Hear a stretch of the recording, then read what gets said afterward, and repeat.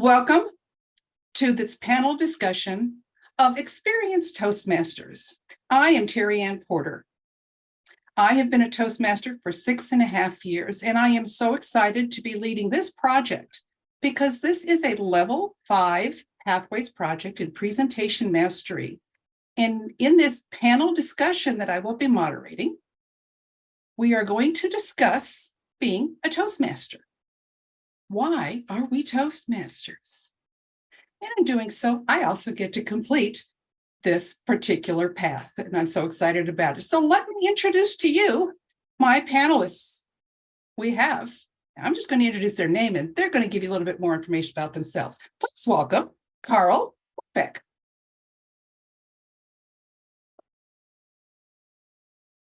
Thank you, Terry Ann. My name is Karl Merback, and I am a Toastmaster for the past 23 years.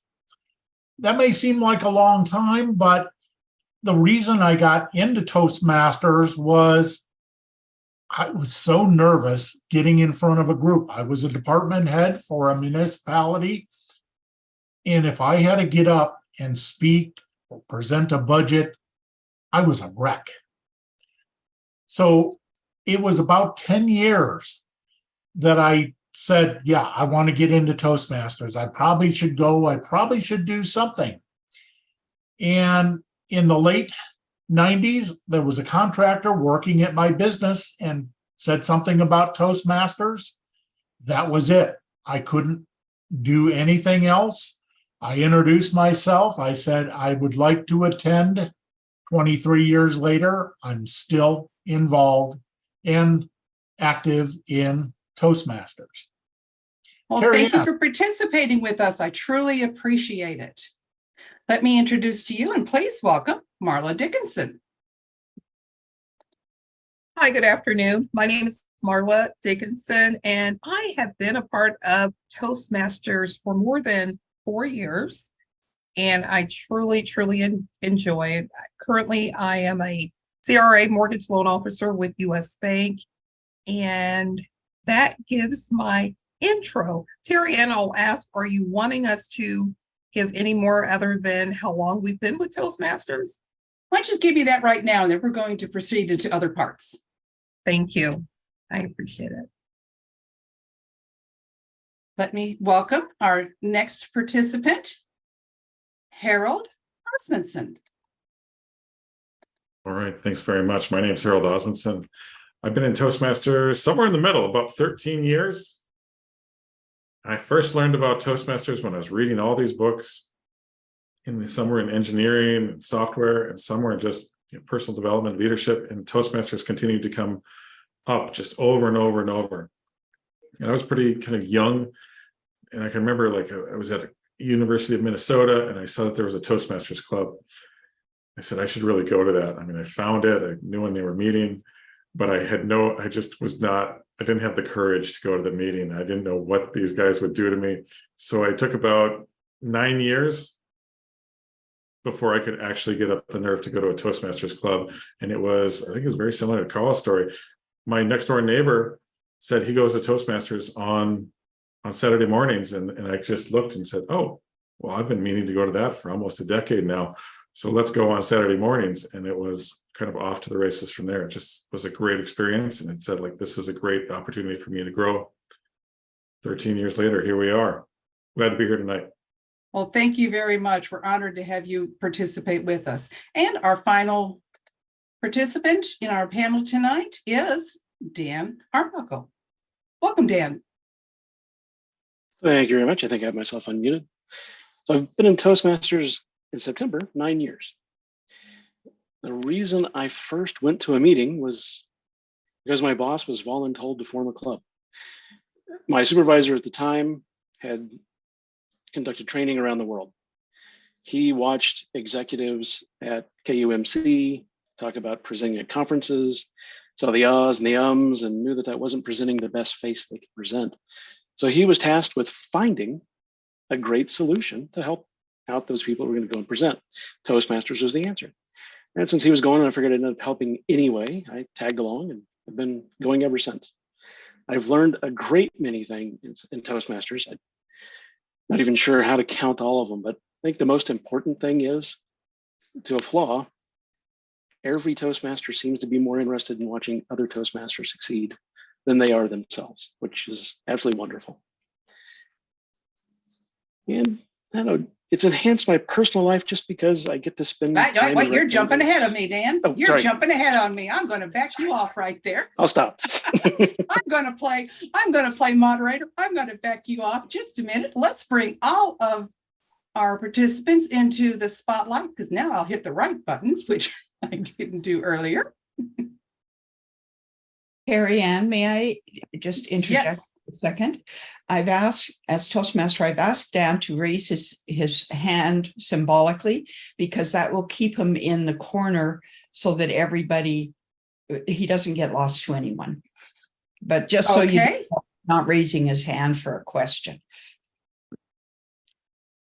Oh, there's Marla. I couldn't find you, Marla. Sorry about that. Let me add you.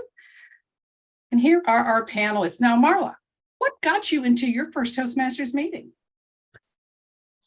Marianne, I went to my very first Toastmaster meeting because I wanted to be more intentional about personal development. US Bank was offering Toastmasters. As a matter of fact, they were looking to charter a club. And I was very intrigued. I knew that in certain instances in church and other settings, I would get nervous if I would grab the mic, my hand would shake. And it was almost an epiphany to say, I'm not going to be that person. I'm going to work on myself, and through practice, I know I can conquer this. And I absolutely did. I was able to hit the ground running with Toastmasters, and it literally has helped me elevate in so many different areas that I'll touch on. I'm sure you'll ask that question in just a moment. But what got me most involved is the willingness and the wanting to improve in leadership and personal development.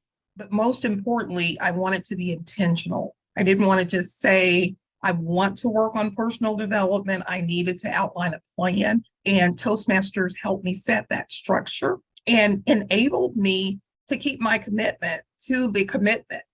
And the rest is history.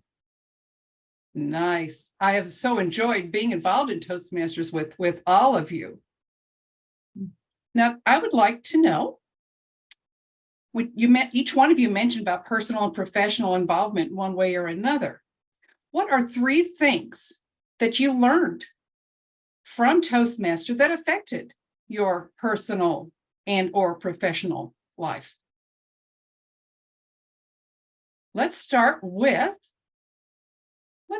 Dan. I think that greatest thing we can learn as a Toastmaster is if you step outside of your club, Toastmasters really is international. And not just that, it's at least the metro or the city you're in or the county or the state. That stepping out and meeting all those other people that are on that same path as we are in Pathways now is just a wonderful step. It's definitely a great thing to learn that world truly is broader and easily attainable, as Peter's apparently somewhere in the middle of the night right now, yet he's here with us. Mm-hmm. Karl, what is something that has improved in your personal and or professional life? I think Thanks if you very boil much. down to something very simple, it is just self-confidence. As I like to describe to people, if you look up introvert in the dictionary, yeah, here was my picture. The ability for me to have that self-confidence, not just at work, that was in career, that was essential, but just socially, other things. It is amazing.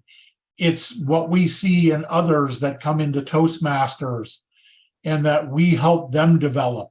Oh, I was that way too. I was that scared person in the corner in the back of the room. But that self-confidence, being able to use that in all aspects of my life, has been one of the main things that Toastmasters has done for me. Very good. Thank you. Harold, what has it done to improve your personal or professional life? I could probably speak for hours on this, but I won't. I won't Now, bore we anyone do with have this, time so- limits. Yeah, we have time constraints here. Quite a bit. I mean, so one part is just the skills, right? And I think we can say that it made us better communicators and speakers and all these various forms of communication that we practice during a meeting. It's made us better leaders. I mean, if I were to pick one skill, I'd say I can lead a meeting pretty well, and at work that really helps me stand out. But kind of overall, I just learned to say, look, it's none of this stuff is really about me. It's about focusing on other people. If we just go into the leadership aspect, we say it, the idea of servant leadership, of being of service to others, learning to lead volunteers, whether it's at the club, district, or beyond. If you can lead volunteers who are getting nothing more than good feelings, good experience, and that feeling that somebody's investing in them, if you can effectively lead volunteers, then you can lead anyone, in my opinion, in any context. It's been tremendous. And we just continue to reap the professional benefits pretty much in any client, at any job. I mean, it really is phenomenal when you look at the sum total of development and the benefits. Oh, absolutely. Thank you very much. Marla, what is something it's done to improve yours? The improvement is mainly organization, and organization is key in your personal life and your professional life. And I literally piggyback off of Harold and what Karl have said about the communication, leadership. All of that is a given. But for me, one thing that stands out is organization, and it's leading a meeting, the organization of networking. Networking is key. The platform that I've been able to extend my center of influence has helped me leverage in several positions at work and promotional positions, but even helped me with my book of business. The diverse group of individuals that I have come in contact with and the safe space that you're allowed to practice with. I don't know anyone that can literally say, there are individuals who have intentions to make time, and there are others who say, oh, I don't have time. I can't imagine not having time, because by making the time, it shows up and allows me to be more effective as a leader, more efficient as a communicator. And I can't imagine, it's a lifestyle, literally. I can't imagine it any other way. Thank you very much. Now, I know when I went to my first Toastmasters meeting, my husband went along with me. I wasn't sure what I was going to see, what it was going to be like. Immediately, that night, I met some very wonderful people. But I heard a speech that night, and it was given by someone, and the speech they gave touched my heart so much. I said, this is where I want to be.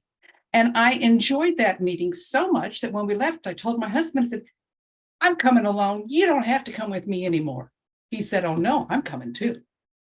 It was because of what we saw and what we experienced and how we were welcomed that we stayed for that first meeting. But it was a little nerve-wracking walking in though, not knowing anyone. What was your first Toastmasters meeting like?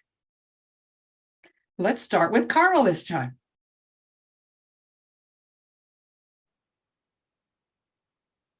Like everybody else, I was scared to death that first meeting.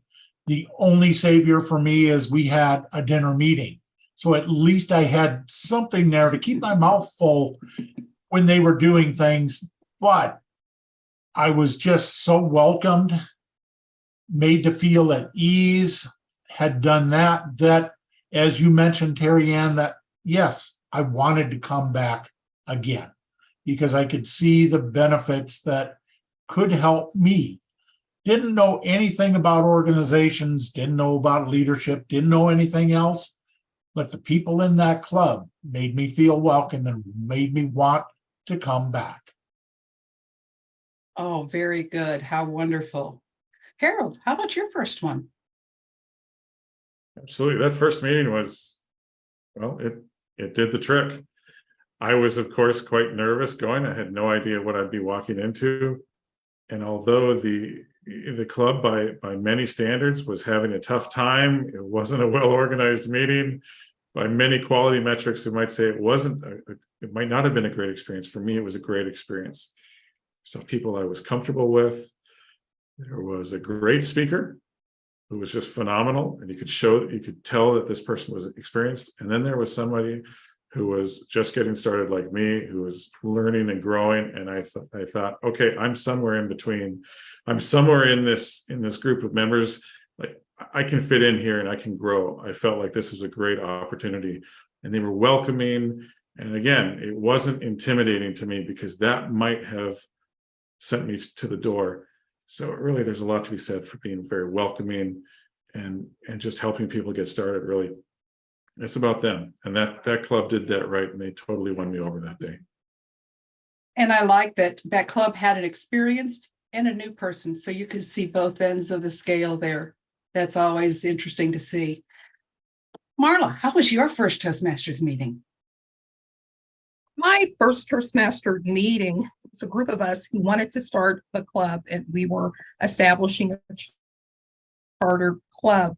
My experience was in table topics and the nervousness that was building up inside of me. And as I started to speak, my volume kept getting louder and louder and louder. What I'm grateful of is that I was in a safe space, and the individuals gave me feedback. They were very kind, it was constructive, and I accepted it. I accepted the fact that I wanted to grow. Someone simply said, lower your tone, learn to funnel your energy. But it was the way it was delivered. And from there, I worked on it. And over a period of time, within months, these same individuals came back and say, I can see the improvement. That was encouragement. And that's what we did. It was a network, a group of people all working together, coming to the table with different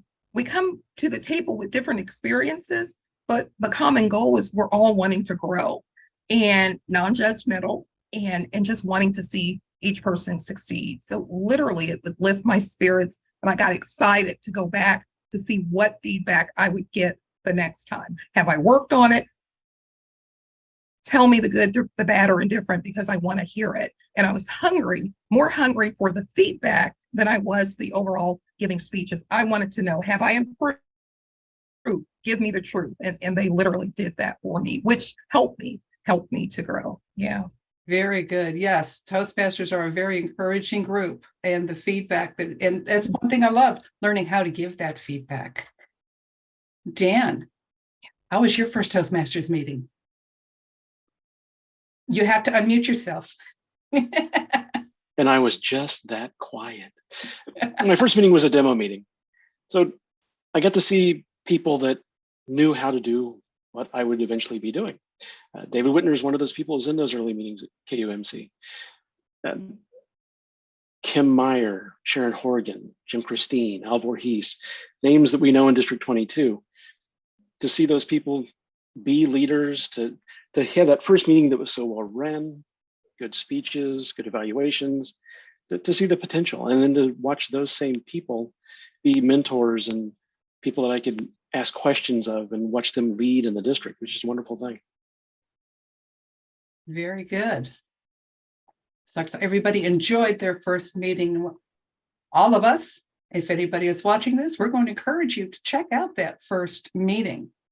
So it's just one final step. Now, one thing that I know that I learned the most in Toastmasters is it's okay to fail. And you know what? Toastmasters nobody's ever been kicked out for giving a bad speech. It's okay. It's a place to fail. It's a place to try. It's a place to improve. What would be your final words if somebody were to say, well, I kind of want to go, but really, what would be your final words that to get them to go over the edge and say, I'm going to try it? Let's start this time with Harold. Thanks very much. I was hoping I'd go last, but nonetheless, I think people come to Toastmasters for a variety of reasons. And I would just run through the variety of reasons and said that, Toastmasters is probably going to be the most fun and the most friendly experience that you'll have, hopefully during the week or during that period when you go to a meeting. You'll realize like it's a very fun and uplifting experience. And when we talk about the skills development, I would say that when you look at communication and leadership, those are hard skills to learn. They're not fun to learn, but yet they're very important skills that really we need to learn in life to have doors and opportunities open up to us. And Toastmasters to me is still the best place to learn those skills because we're so friendly and the feedback is so uplifting and constructive, and it's where you want to get the feedback. And the final thing I'll say is that if nothing else, through Toastmasters, you learn about yourself and you get experience. It's very similar to a gym. You're going to go to a gym and you're going to put some reps in and you're going to learn and grow. And the more reps you put in, the better you're going to get. And I think that's one of the main things that I've really gained from is I just get more reps because I'm in Toastmasters. And I may have some bad speeches and bad experiences, but I get more experiences, and that's what helps me. And that can help anyone, in my opinion. Great analogy. Thank you. Marla. Answer that by saying networking.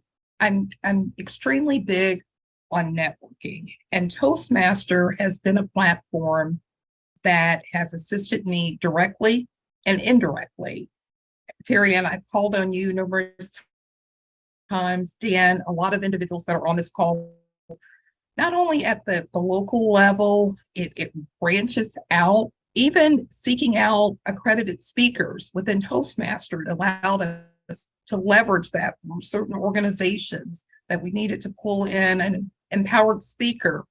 The knowledge and the experiences of the relationships that you develop is awesome. And what I would tell anyone who's even looking at the price, that's a drop in the bucket. It literally is. When you look at the benefits far outweighing the cost and the amount of time that you're needing to invest, the fact that it's self-paced. And I've learned even with it being self-paced, you can incorporate a lot of the paths within your day-to-day, right? The same that we're doing this evening. You don't have to reinvent the wheel, and you can continue to learn and just maximize what you're doing and realize that you have a great support system. I think that's really what I want to bring home is hone in on the network of the support system. That's a lifetime support system.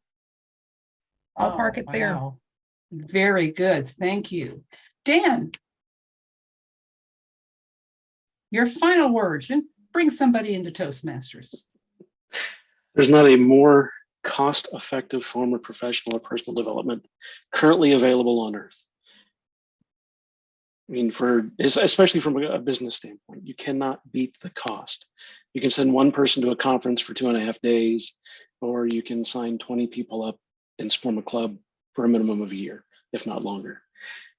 I have met people that I cannot imagine not knowing, that I would not have met were it not for Toastmasters. It's just been a wonderful experience. It really has. Could I speak in front of a room before? Yeah. As well? No. So I've definitely have improved and have a vast amount of improvement still to gain, but I'm in a place that can happen because it's a safe place to play, as we pointed out. Thank you very much. And Karl.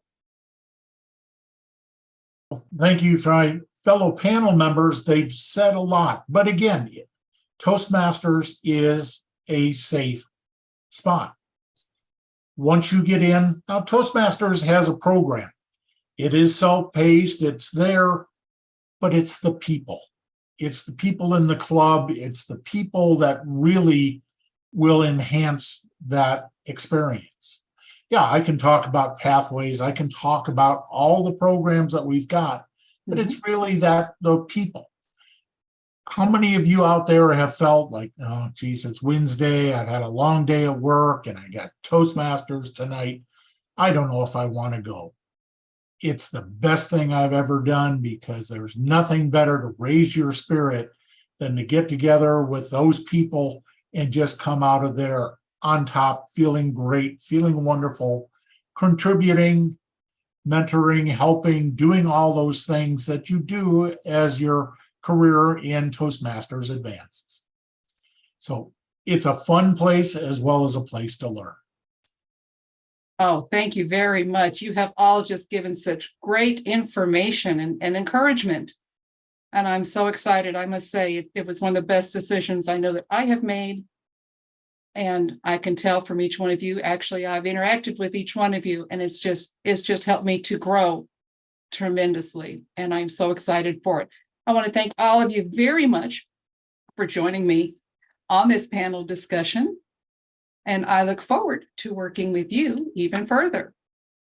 And with that, I will turn it over to our Toastmaster.